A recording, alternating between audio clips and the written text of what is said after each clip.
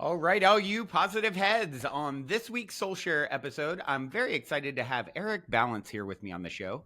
Eric is a conscious creator and host of the Resilient Minds podcast, where he is helping thought leaders and conscious entrepreneurs find their why factor. Hey, Eric, welcome to the show, my friend. Thanks for having me, brother. I'm super grateful to be here, bro. It's good to see you again. Yeah, totally good to see you, and I'm excited to turn the mic and get some of your wisdom dropped on positive head here. I'm going to start with my cliche opening question, which is Please. this. You're in an elevator. The woman next to you looks over, says, "What's your passion?" You have 10 floors to answer. What do you say? Life, literally, just being alive. I think that's a good answer. I like that yeah, answer. yeah. Life Right is to my the root of it. passion. Yeah, Right, get right to the root of it. Well, let's hear a little bit about your life and what, if you would, just share whatever feels relevant to share about your backstory to give us some context of how you got to where you are. Yeah. I think the greatest part of life is always about just kind of finding yourself, and of course, that journey it's never ending. Mm-hmm. So for me, it's been something that I've come to realize. The they say that I'm probably not going to say this the proper way because but they say you're born twice. The first time is when you're born, and Mm-hmm. then the second time is when you realize why you were born. Mm. And this interesting topic for me is like uh, getting curious since I was a young boy was something that I didn't understand why I was so curious, why I asked my parents so many questions, and what I needed to kind of fulfill or identify within myself as what was purposeful. Yeah. And so this identity, let's call it, was something that I didn't really know uh, who I was. Yeah. And so as a young boy, it was really uh, trying to find answers outside of me because that's what we're Mm-hmm. told, right? Since Right. since we're little boys and little girls, since we're children, for most of society, this is how we're conditioned. Yep. And for me, this was something that just allowed me to uh, seek, and I just continued to seek, like, for truth, for answers, for some sort of like thing outside of me because that's what I was told that I needed to do. Right. And it really built a fucking strong man out of me. Mm-hmm. Um, like extremely masculine, Mm-hmm. extremely conditioned to what the persona of masculinity needed to be. However, because I had such profound parents and their hearts like just shined, and because I went through some really nasty times as a young boy, overcoming crack cocaine addiction and really like Wow. spending time. Yeah, well, thank you. Yeah, sometimes I just wheeze all over that, but yeah, it was overcoming that. Like it was like, That's no yeah, joke. yeah, no, and I was addicted for like 3 years, uh, At what ages? 16 to 19. Wow. Yeah. Wow. What helped you to sort of put that down? And because a lot of people go down that path and don't find their way back out. No, and bro, this is what I'm saying. Like this was the part. Like mom and dad's love, like their infinite love for me, their undying faith of something greater than ourselves, and their ability to just like continue to be so strong in their belief systems to really know that I was still in there somewhere, even though I was like disappeared at times for 6 months at a time. They didn't even know if I was alive. Wow. They Their level of conviction and belief Mm-hmm.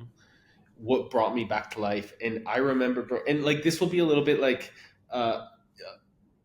visual for some people, but like my parents, I'm telling you, like my father, the time, the final time, like I tried to go to detox and rehab lots. But the Mm-hmm. final time, my father, he asked me a question, and this question was just so profound.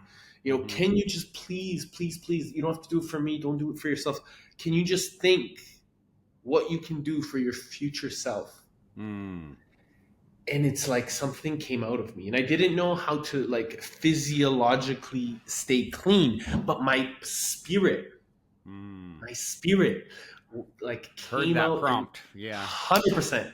Yeah. And my bro, honestly, my dad, when so my spirit was like, okay, let's do this, but my Mm-hmm. body was still getting high. Like, okay, so we would stop at the gas station. I said, Dad, stop, and I would just get high in the bathroom. And my Yeah. father knew I was getting fucked up. Wow. So we literally got to the rehab center. Just before we got to the rehab center, Dad pulled over. He peed in a cup for me. Wow. We put it in a bag. He told me to put it under my armpit. Okay. Wow. Wow. We go into the rehab center. They take me to the bathroom. I pour it in a cup and I give it to the counselor, and he feels it and he's like, "This is cold." Oh no. And I look at him with like, "Please," like my face, my energy. Like I didn't say a word, but it was just like, and the man, he let me in. Wow. Yeah. And it changed my life. Like he saved my life. Like he, like it was so many different pieces, right? Like just over and over and over again. And these are the things, my friend. Like these are, bro, like this is divine orchestration. Yeah. Yeah. Yeah. What's your karmic, like, the karmic gift of the guy who made the decision to not turn away the shady P? Like, wow, what a crazy journey. And that time you did it. I did it. I spent there. I was there for 6 weeks, and then I begged my parents. I didn't beg them, to be honest. I called them and I was like, I need another week here. Can you guys pay for the additional week? Of course, like it was no problem. Yeah. I was scared to like leave, right? So I Yeah. needed that Right. like time, right? I needed that week. Of course, after that, my parents then took me to Europe, which we did like a lot of stuff with family back in Europe. We went for like a vacation where we spent a lot of time like in different sacred spaces or like Mm. religious spaces, because my parents, we were raised Catholic. Mm-hmm. So that was like really also meaningful because it allowed me to connect to like a deeper, higher Mm-hmm. source. Mm-hmm. And so it just like gave me a connection more to myself, to my parents, to a greater power, and it really like nurtured me back to life. When I came back, I started working like at Lululemon, so in a really great environment, just really around good people doing the right things. Mm-hmm. And so I just started to like rebuild my confidence. I went back to university slowly, like built up my resilience, built up my character, built up my self confidence, and started to like really believe in myself. Yeah. And my parents, and this like mirror started to just like it really started. I like dated some great women that like really empowered me, Mm-hmm. were really good for me, and like bless their hearts, just like surrounded by angels, bro. Yeah. Amazing. It reminds me a little bit of my partner, Karen. Similar at that age range, got really like blackout drinker, got in some major trouble because of it, and she was just like that degenerate child that their parents were like, we don't know what to do with this kid. Like they're off the rails, and just going to destroy their life.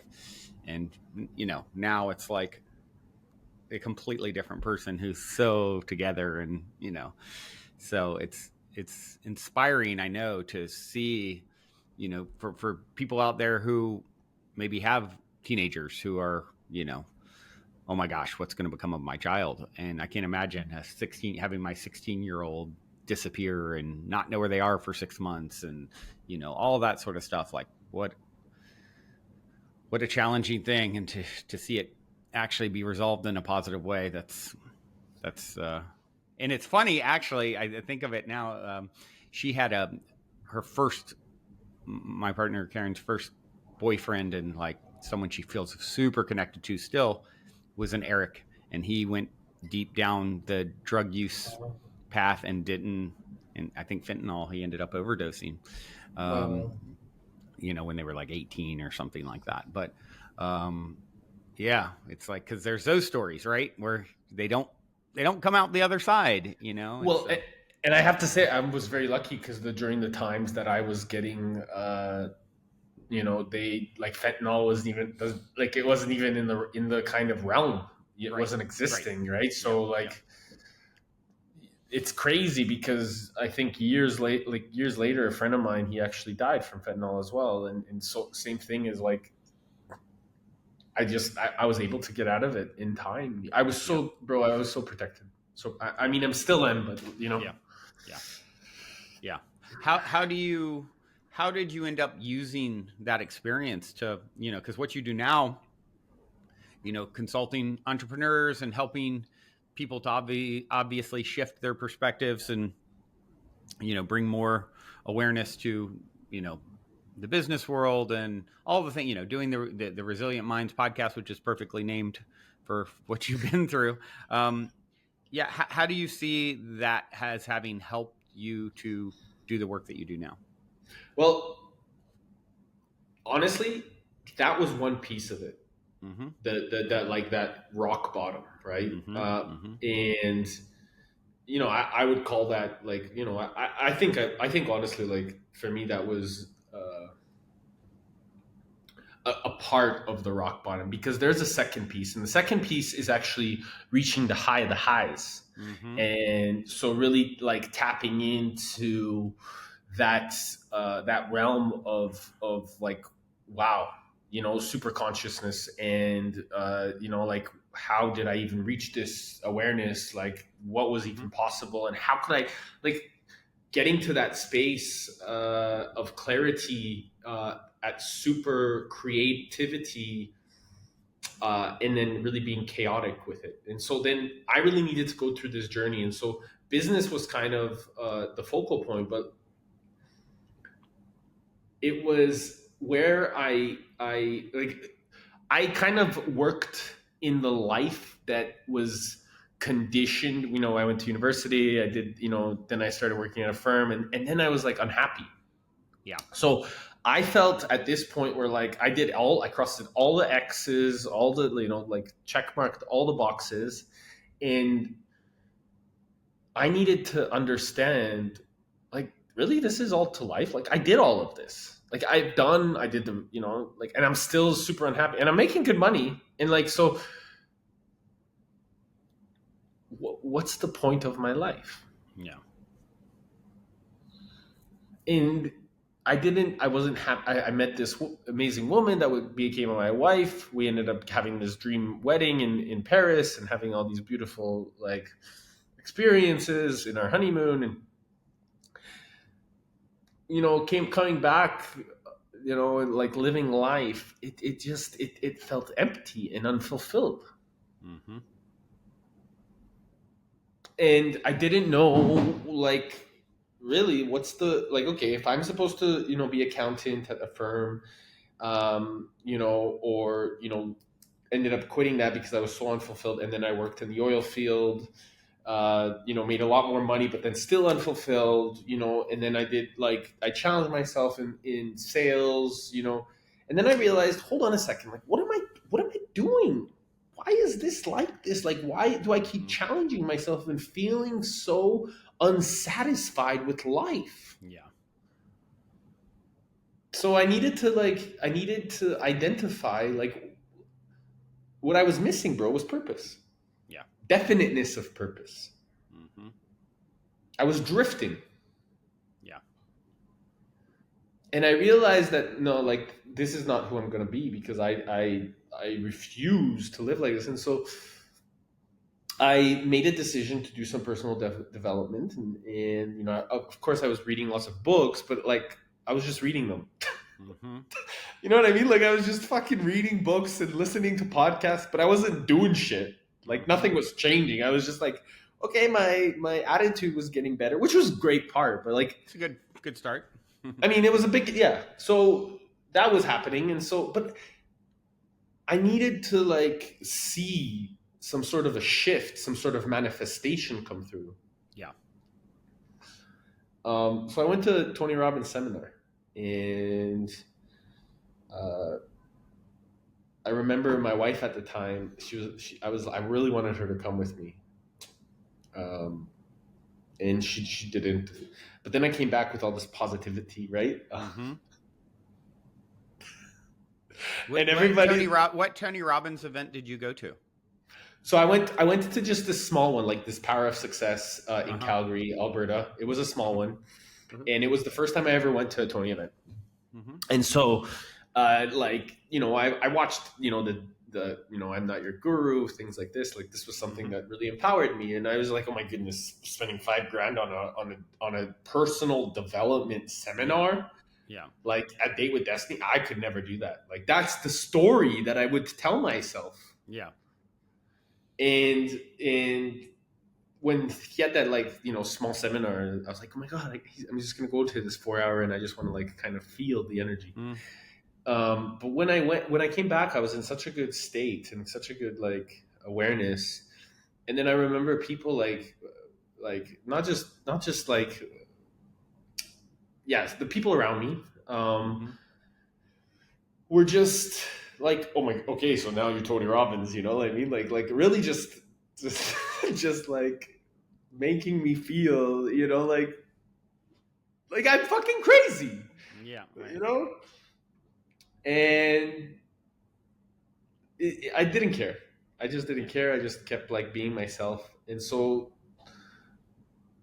fast forward about a year later, it didn't work out with my wife, and we ended up separating and all these things. But I ended up going back to a Tony event, and this time, uh, Tony gave me a big hug at the event, Mm. and I mean, I tried to multiple times to go up and say hello to him, like in person, like this crazy Mm-hmm. guy, Mm-hmm. and Mm-hmm. this time he like walked up to me, gave me a big hug, and gave me a big kiss on the head.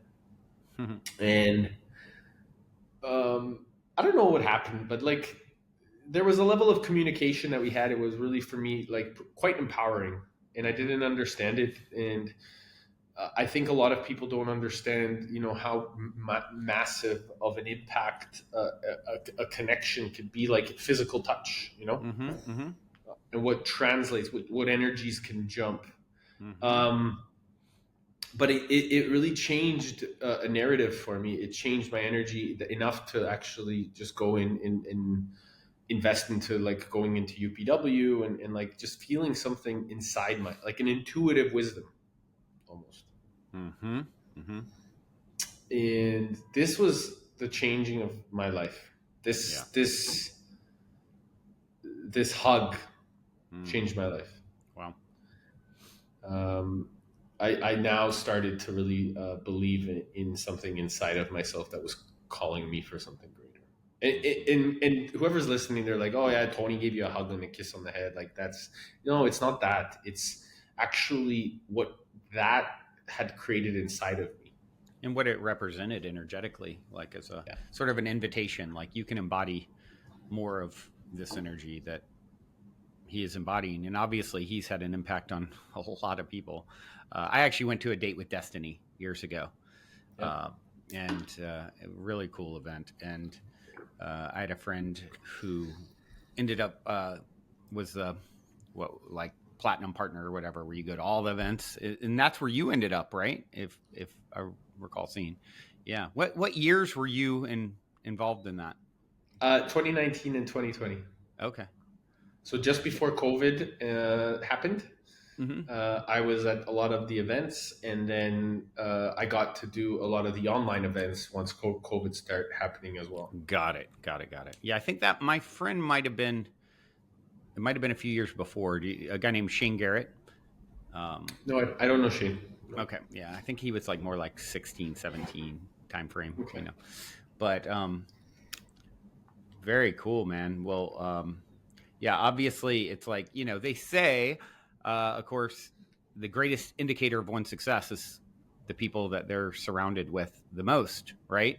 And so what you were doing was surrounding yourself with this energy of, um, you know, what Tony represents in the world, which is, clearing out the baggage, removing the obstacles, and tapping into your greatest and grandest self. And so, however that looks for you, it was Tony Robbins and going deep down that path. I mean, because you went on to become a platinum partner, and that's like not cheap, right? That's where, for those who don't know, where you can go to all the events and you have special events, and it's like sort of like the select crew where it's I guess is as much about the networking as anything, from what I understand. And for you to go from early in your story saying, hey, the idea of paying $5,000 to go to one event versus that, I mean, that's hundreds of thousands of dollars, if I recall. With the travels, yes, Yeah. it's costs a lot of money. And for me, bro, when I made that decision, it But does was it, sorry, go, I was going go to say, ahead. but does it cost, or did it actually end up paying? Like, and I think that's the reframe. I think people need a lot of Yes. times, right? Did it really cost you, or did it really add, you know, Yeah, uh, it changed my life, yeah, bro. It changed it added so much value to yeah, me as a being, and my consistency, my structure, my beingness. It changed my identity. yeah, And it wasn't just so there's a beautiful thing that there's a cognitive awareness, right, that Tony talks about. There's cognitive mastery, emotional mastery, and physical mastery. The mm-hmm. cognitive biases that we're here to correlate and understand and become aware of is really what we do a lot of inside of these seminars. Any personal development seminar, what I was doing, reading books, or I was listening to podcasts. And the thing is like, so many people, this is all they do. So they stay in this cognitive awareness and they just try to build this cognitive mastery. What the next layer is tapping into the emotion, tapping Yep. into the emotional intelligence that we all have, this Yep. intuitive behavior, and finally creating the coherence. Once this coherence is created and we can cultivate this emotional awareness, we become physical masters of our surroundings. Yeah. And this is something that most people don't understand, because now it's your physio. It's like what Tony talks about, his, like, he calls it the state, right? Mm-hmm. So he talks about your physiology, right? Your Mm-hmm. focus and your language. And so how do those three correlate so that you're really changing the environment around you? Now, most people are like, well, fuck, that's like, I can do that once in a while. But like, okay, so that moment, once in a while, when you're in that level of passion and purpose, Mm-hmm. you're in state. We all have access to it. Yeah. And this is pure wisdom, because then you're not in your head. You're not like worried about what people are thinking. You're just like being who you really are destined to be. Yeah. And that was what I needed. I needed to like get out of the fucking prison that I was stuck in, and the world's like expectations. And so by me spending time in that environment, it allowed me to like, bro, I was like in front row, and I would be like the loudest. I didn't care what people were around me. I didn't give a shit about what anybody thought. All the billionaires and millionaires, I didn't give a shit. And this was the coolest thing. And this is what attracted so much energy to me, because people were like, this guy really just is letting it, is unleashing. You know what Tony called it? He called, and dude, it was so freeing. It was so freeing because I was really allowing myself to be myself. Even though I didn't know how to communicate the awareness, I was just letting everything out, like all the anger, all the pain, all the suffering, all the shit, right? Wow. Like, it was magic. And it was really something that then allowed me to take that energy and that cognitive awareness that he allowed to pass on through his teachings. And then now was where the real work started, because now outside of the room is where I really needed to implement. So I put myself in some of the most uncertain circumstances in Australia, in Bali, in Brazil, in Ecuador, and really went through this deep inner world. Like, now I started to really apply the cognitive to the emotion, to really tap into how can I actually become a physical embodiment of these teachings. Because you see, most people, like, I didn't want to be the guy that fucking goes to these events nonstop every single and just like is the same person. Right. I didn't want to be that guy because I Yeah. see that a lot, bro. Yeah. I see it so much. Yeah. Yeah. What do you to really integrate into your emotional body and emotional awareness these concepts? Because that's really the challenge point, I think, for all of us. I know for me personally, it's like, you know, my whole journey has been understanding a lot of the ideas about, you know, spirituality, the ultimate nature of reality, perspective shifting. uh, Cognitively is easy. It's the integration into, as Mike Tyson said, everyone's got a plan until you get punched in the face. And so you get punched in the face, and all of a sudden your emotions, are all out of whack. You forget it all. It's all out the door. And so, what tools did you learn to really master, to step into more of your emotional mastery? Amazing. And it was like my body just gave the answer right there as you were asking about the tool. I went, right? Like the breath, right? So it's interesting. It's interesting how the body is actually already interconnectedly and it's responding right as we're communicating, right? Like, so there's this telepathy that's happening right when you're asking the question. I was already able to be so aware of my physical response to what's the power of the tool of how it allows me to communicate. And so you see, most people aren't aware of these things. Yeah. Right. Right. But because we open up our expansion, these is one of the things. And breathwork was such an important tool. I mean, you think of people that go and smoke, right? Like, I remember, oh my goodness, where was I? Where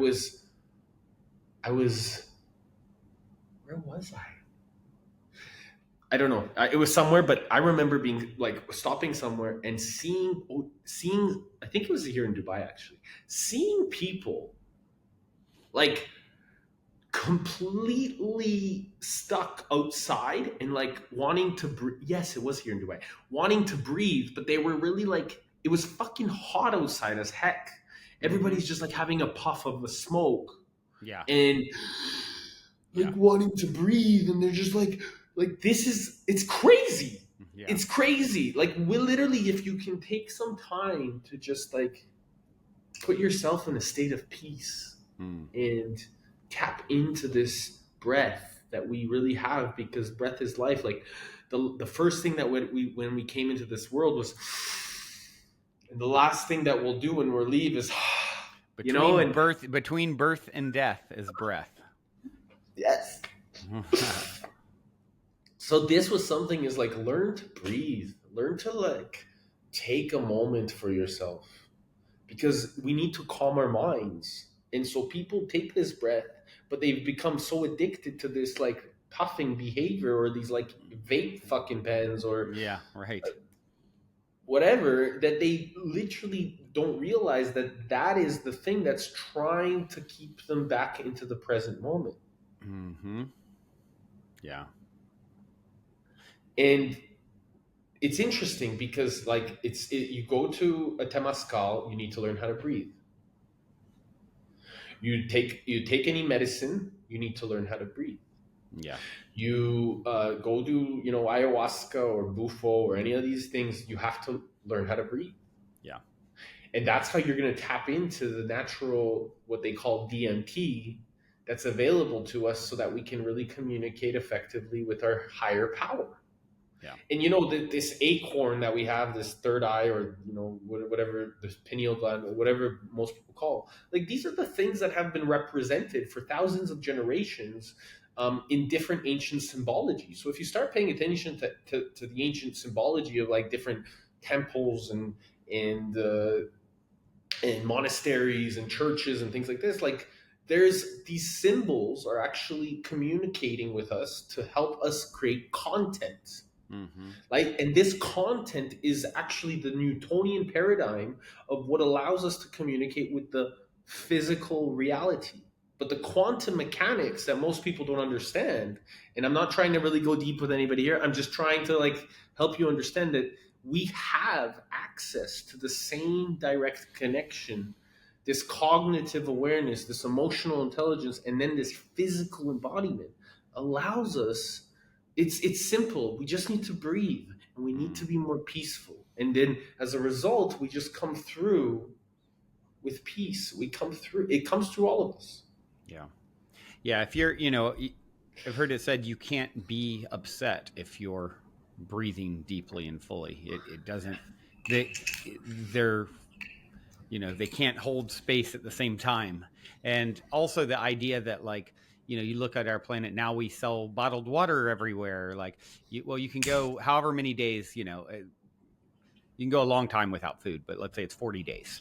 You can go 4 days without water, but yet you still pay for your food, you pay for your water, 4 minutes without air, or, roughly, right? And yet that's the only thing that's still completely free and is on this planet and infinitely abundant. And yet we're breathing, extremely shallow a lot of the time and not using this power, accessing this power. And of course, I've also heard it said that the more the deeper you are breathing, the it's a reflection of how much bandwidth you have to cope with the stresses of life, right? So if I'm breathing really deeply and fully, it's like I'm expanded in my, like Eckhart Tolle says, can I be the space for this? Well, the deeper the breath, the more expanded you are, the more you can hold and process and deal with, as opposed to these short, shallow breaths, or sticking a vape pen in the middle of it, and you're cut off from the natural chi, that is ever present, waiting for you to access it. This is, I think, I remember, I thought my dad would always breathe loud, right? Mm-hmm. And I always would be like, Dad, like, why are you breathing so loud? I don't, Yeah. but same thing, like super deep breaths, Mm-hmm. Mm-hmm. and you don't realize it's so beautiful because you don't realize the wisdom of your parents until you become older. Yeah. Right. Right. Yeah. Yeah. You see these people that really are tapped into it, where they're just like taking that moment and really, using the tool. And I think especially for those of us that can be really quick and fast and excited, and it's important to just remember to slow it down and Yeah. regulate regulate in this way. Yeah. So as you sort of stepped into helping people find their why, yeah, I'd just love to hear what your thoughts are on the importance of having that purpose, finding your purpose. So it's interesting because everybody has one, and some of us don't really recognize that we do.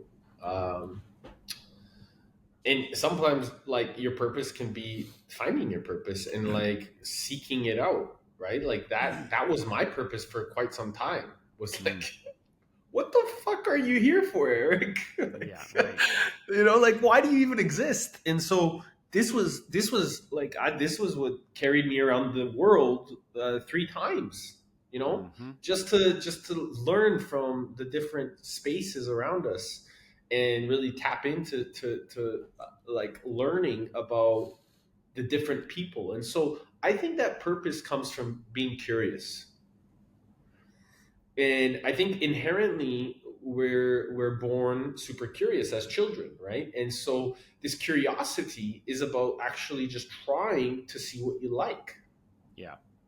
And if you like it, you need to go after it. If you like it and you become very good at it, you need to double down on that. And that is something that I believe a lot of people are scared of doing, Mm. because most people are worried about the fallacy of making money, right? Right. Is the number one priority because that's what we're told, right?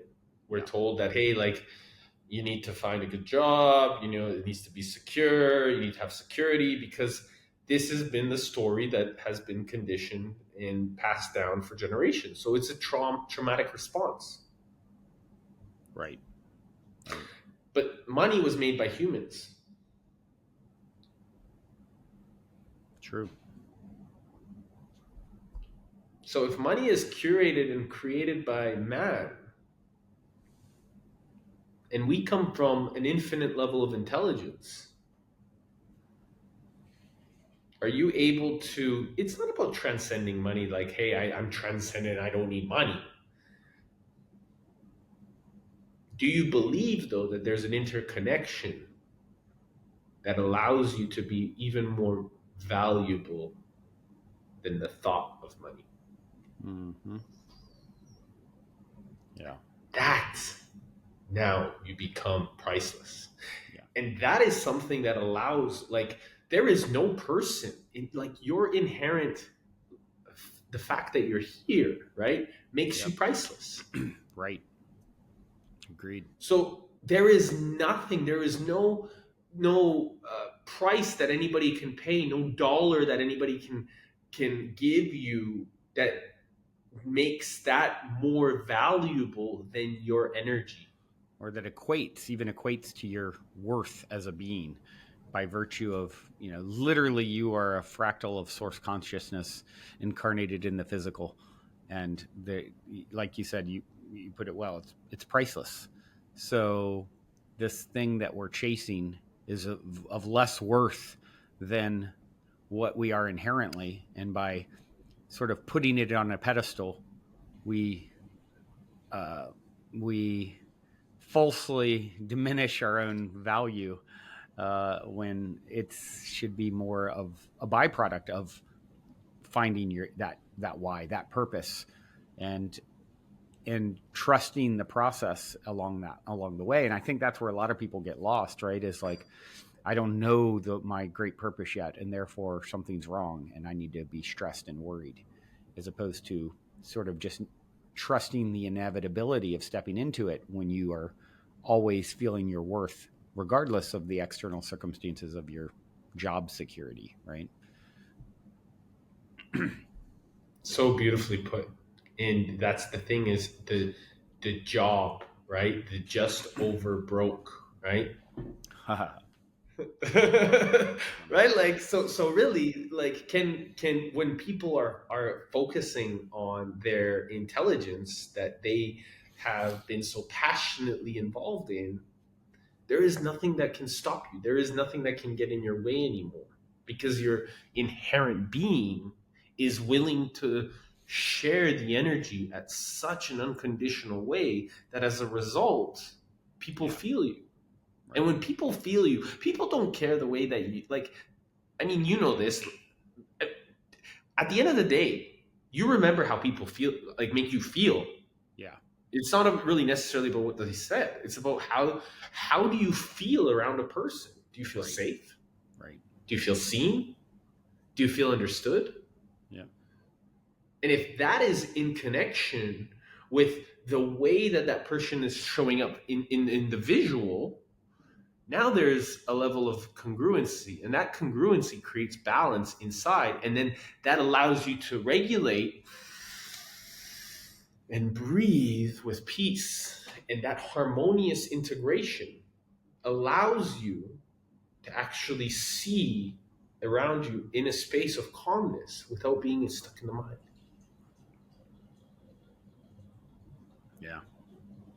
Yeah, well said. What do you think? I think back to what you just shared about breath, and we've touched on a bunch. And from going so deep in Tony's work, who has impacted so many people, what are some other key for those who will never go deep down the Tony Robbins rabbit hole? I'm curious, with someone like yourself who has, what are some of the other, like, key takeaways that you got from that experience that shifted your own life so much? Success leaves clues. Say it again. Success leaves clues. Ah. And so this is something that it's like, what did that ever mean? I didn't understand what that meant, right? Like, Mm-hmm. I thought, like, what is success, Mm-hmm. right? Like, you have to define what success means to you Mm-hmm. first, right? So once you make that definition and you see something that resonates with you, now those clues are going to be scattered. And that scattering of clues doesn't mean that it's a clear path, because there's this beautiful saying that you're going to create a path, which Tony says, you're going to create a path, or sorry, you're going to find a path, or you're going to create one. Mm-hmm. So I chose to create one, Mm-hmm. right? And as a result, though, that success, those clues are left all over around our planet. They're all over, but we have to pay attention enough to them, because we stand on the shoulders of our brothers and sisters that come lifetimes before us. Right. Because the most ancient awareness and understanding, right, is to identify and understand that we're actually here alone. Mm-hmm. But most people don't, like, what do you mean you're here alone? What does that even mean? Okay, so that's great. Let's take it back a step. Let's just follow the clues. Let's just recognize that the clue is what's going to allow us to continue to move forward with passion, with purpose, with intention, so that we can ground the awareness from the ethereal, from the, like, the flying, where you want to be, to really making it into this creative, non-chaotic approach, into, like, let's ground and, like, be intentional. Let's really make it happen and do it together. The thing is, people are so stuck in that level of illusion of separation. Mm-hmm. They're not willing to see and identify and say to themselves, hey, what can I do to kind of step through to add my unique value by following my purpose to the greater shared purpose? And so when we are following the clues of somebody that is meaningful to us, or somebody that we resonate with, or somebody that, like, really identifies with kind of what our inner being. And what I mean by that is, like, I remember even telling Sage, I was still super fanboy Tony, right? Like, fanboy, like, Mm-hmm. and Sage, his wife, Mm-hmm. I said to her, I was like, I love Tony. I don't even know why. Like, I just love him so much. Mm-hmm. And she laughed at me, and she's like, Eric, what you see in him, Mm-hmm. it's inside of you. Right. What? Like, how does that make sense? But the thing is, we can't, what she was trying to tell me is that none of us that want to cultivate and create something meaningful, we can't, if we see something that we resonate with, right, it's because we have it inside of us. Mm-hmm. And if you can't see what you don't have, Right. and you can't give what you haven't kind of created yourself. So this is, for me, was so profound, right? Because not only was it, like, from Sage that it came, and she's amazing in her own, like, way. She's such a spiritual being, and having the ability and the congruency of literally having that deep connection with Sage in that moment, and her to say that, was, now it makes so much sense. It makes so much sense to me, because it was the anchor that I needed to look back at and say, hey, this is going to continue to anchor me, and these are the moments that are going to continue to anchor me, because those pieces of my journey were the clues Mm-hmm. that I needed to continue to step into an identity that I've always believed in. Yeah. Yeah. You said something, realizing that you're here alone, and it's something that I talk about and mention a lot, is like, we're all in our own private YOU universe, right? And everything that is showing up in your universe is a reflection of you in some way, shape, or form. And so many people go through their journey in their life creating separation between them and other. Like, oh, I see this person on Instagram, or I'm hearing Eric on this podcast, and I could never do that, or I'm seeing Tony on stage, and I could never. It's like, no, it's such a close vibrational match out of the infinite things that are vying for your precious attention, and that could be front and center in the screen of your reality, that it's showing up here. And so I think that understanding that difference is paramount to calling in the things that you want more of. I want more of this, and therefore I'm seeing it. I want more of this, and therefore and it's getting closer and closer. And I think that's kind of what Sage was getting at for you in that moment, or you were still kind of grounding that in. Yeah, honestly, there was, I mean, to be honest, bro, like there was so much unconsciousness that I had at the beginning of my journey. Like, being in that space, I felt so unworthy. I felt so scared. I was like, how am I, like, being around all of these people? Like, yes, when I was in front of Tony at the event, and like I could, but like when it came to like business and stuff, I was like, fuck, these guys are like like I didn't know I had no idea how to behave, Right. Right, like it was, but it took time. You needed to learn how to like really own your value, and that was the greatest thing, is I learned how to integrate. And I'm still learning, because Kevin Hart says this beautifully, like there's always more levels. Yeah, right. There's always right. So you're constantly acclimating your nervous system to those expanded states, right? Yeah. I mean, the first time Tony got on stage, he was probably a lot more nervous than the 100th, right? And so it's like he got used to playing this role, and now his nervous system is acclimated, and it becomes second nature. And so that's how it is. As it, if it scares us and it excites us, it's probably for us, and that's that growth edge to continue to expand and become our next greatest and greatest version of ourselves. I love you, bro. That means a lot. that really touched me. Thank you. My pleasure, man. My pleasure. Well, I'd love to switch gears a little bit and hear from you. I always love to hear stories of serendipity, positive paranormal stories. I imagine you have some fun story time up your sleeve. Love to hear anything you care to share. I think my whole life has been a paranormal synchronicity. I would never argue that. Yeah, so it's interesting. Like, honestly, since I was a young boy, I kind of wanted to I always asked for, how can I see the future? And because you have all these ideas and things, and like watching like Lion King and like movies and like this. And like, how do I like step into that, like that king, that role?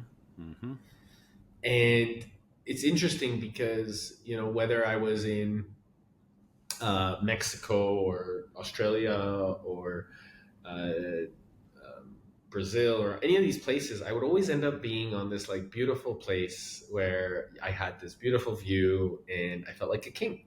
And so it's interesting how you have always kind of stepped into that role unconsciously, and then as you become more aware of it, those thank you, the clues, right? And so I think when it comes to serendipity, it really is helping me understand that the relationship that I've been always building was ultimately, or has been ultimately, and continues to ultimately be, with myself.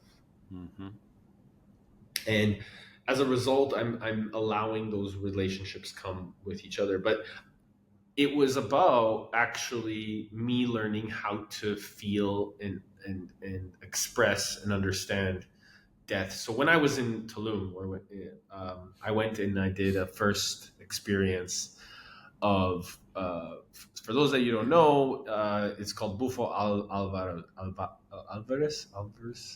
Bufo. Bufo. DMT. Yeah. Yep. And I had no idea what I was getting myself into at all. Speaking of, they And refer to it as the breath of God. I don't know if you've yeah, ever heard that reference. yeah, yeah. So Speaking of breath. um, this was a huge breath, for me. And I had two friends with me, both female, that I asked to be inside of the the tent with me, or like they Mm-hmm. had a teepee. Mm-hmm. And this was like, my energy is like extremely expansive, so already I kind of didn't feel like it made sense to me, right? Mm-hmm. Mm-hmm. But so when I went in, and the shaman took me through. Most people, they black out, or they lied there, or whatever. Well, not me. I laid down and I got back up, and I got up and I walked right the fuck out of that tent. And Wow. I said, "Get me out of here. Get me out." My energy started to express and started to move. Wow. And I needed to get out, and I started running. Wow. I started running On down 5-MeO? to, oh yeah. Oh my I, God. I'm running like nobody can stop me. And there's like people chasing me, like to like calm me Yeah. down. Yeah, sure. And there's dogs chasing me, like, you're gonna be okay. Like, everybody is chasing me, and I'm running. Like, I can't stop, bro. I'm fully aware of everything that's happening. Wow. So, well, I guess because I'm telling you. Yeah. So I'm going, and like after 2 kilometers, I can hear finally the shaman, like, "Eric, you've done it. It's okay." Like, "You've done it. It's okay." And so I'm hearing, obviously our creator speaking to me through Yeah. Yeah. the Yeah. energy that's going. Yeah. And I stopped, bro. I finally stopped, and I just went, and I went, "Rah!" And just Wow. tears, just started Wow. crying, just Wow. released everything and all my energy. And Oof. it was so powerful, bro. Like, I remember once like I they got me back up on my feet because I went to the ground. There were police with video cameras. Like, is Oh this guy wow. okay? Is Wow. this guy crazy? Yeah. And um, it was profound. And then they helped me walk back, but my feet were bleeding. Everything was like, it was just intense. Wow. Uh, This was something, bro, that changed my life. yeah. I can imagine. It Uh, changed my life. What was your experience when you were running? Because I had one experience with 5-MeO as well, and it was like I can't imagine being able to get up and move. I was like literally dissolved consciousness, gone. Definitely some blackout moments as well. Like it's just much less getting up and running. What was your experience during the run? Do you recall? Yeah, I felt all the energy. I felt Mm, everything coming through me, mm-hmm, like the wind. mm-hmm. But then I also felt people's wind and everybody's awareness attached to mine. Yeah, So it was almost like everybody was able to feel my energy as I was moving. And so their awareness really came through with me. Whether, like I said, it was dogs, it was the wind, it was people. So it was like I felt, but then I also felt their awareness kind of turn to me. Make sense? yeah. Wow. Now, the second time I did this, bro, I did this in Brazil, 5-MeO DMT. Mm-hmm. And I told the shaman. Shaman was a good friend of mine. I knew him for a little while. I told him what had happened, and I said, "Bro, I need open space, and I need to do it underneath like the sky, Mm-hmm. because I need to be in a state of peace, right?" And it's like my soul knew, bro. And so he had another guy there, and they had like pounding drums, like hard, Mm-hmm. to help me hear the heart, like the hard. And then they had two subwoofers to like Wow. allow the peace of the music, right?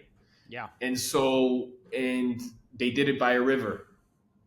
So we did it by a river, and I opened my eyes and I just sat like this, staring at the sky. My eyes right to the sky, and I could see the stars. And so when I grounded, when I came to the grounding, the dogs that were around were like biting my, like not biting, but like gnawing my body. Wow. Just to like keep me kind of like reminding me, keeping me in the Wow. body. When I was able to come, when I was able to come to the like anchor, because I was grounded, I was sitting in like a meditation state. So extremely grounded, naked, with just my like my lapis on, and so just really focused, grounded, and then I jumped into the river. Wow. And so this was really important for me because I needed the river, I needed the water, and the guys were behind me the whole time, pounding loud music. The dogs were around me, and the sun was shining. So I felt the energy of the sun. I felt openness, and I felt a lot of peace. Because I needed that expansion. Yeah. Wow. Yeah. That's quite an intense way to do it. Yeah. Good for you, but it makes sense.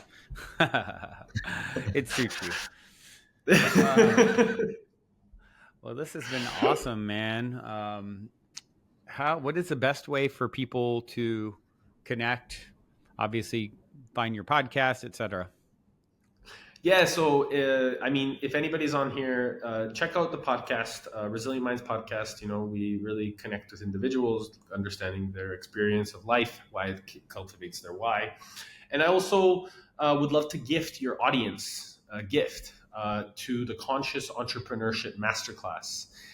It's a summit that I curated over 4 days that really allows people to tap into their purpose, into their passion, into their awareness. And so if they go to consciousentrepreneurship.online and they put in the code platinum100, they will have a free access to that masterclass that will take them through.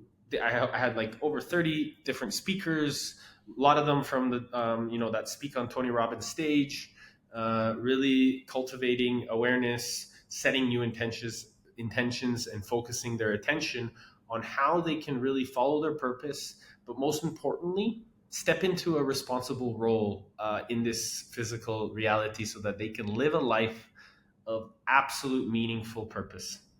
Amazing. Well, thank you for that. I know some people will take you up on that, and very gracious of you. And I do have one final question for you as we Please wind down here. In 60 seconds or less, what is the meaning of life according to Eric Balance? To embody loving and courageous wisdom and to empower ourselves and everybody around us. Beautifully said. And you didn't even miss a beat when I asked. Very cool, my friend. Thank you for doing what you do and coming on and sharing your wisdom. It's been really fun. And I know everyone out there has appreciated it as well. And of course, all of you out there listening, thank you for tuning in your beautiful brainwaves and incredible hearts to another episode. Until next time, journey well.